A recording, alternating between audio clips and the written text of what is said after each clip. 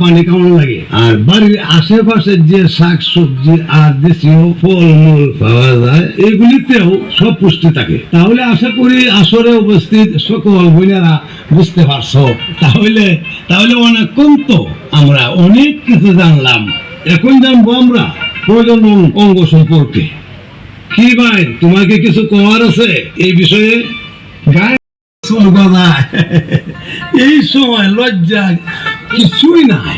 এই সময় মা বাপ বড় ভাই বোনের সাথে খোলামেলা কথা কইতে হয়। আর কিশোরী বোনদেরও কিছু পরিবর্তন হয়।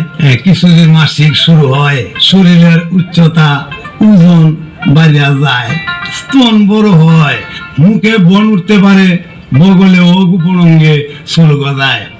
আর এই কৈশোরবন্ধব স্বাস্থ্য সেবা কেন্দ্রে বিবাহিত কিশোরীদের পরিবার পরিকল্পনা পরামর্শ আর বিভিন্ন পদ্ধতি যেমন কন্ডম, আইইডি, খাবার মুড়ি এইসবও দিয়ে থাকে।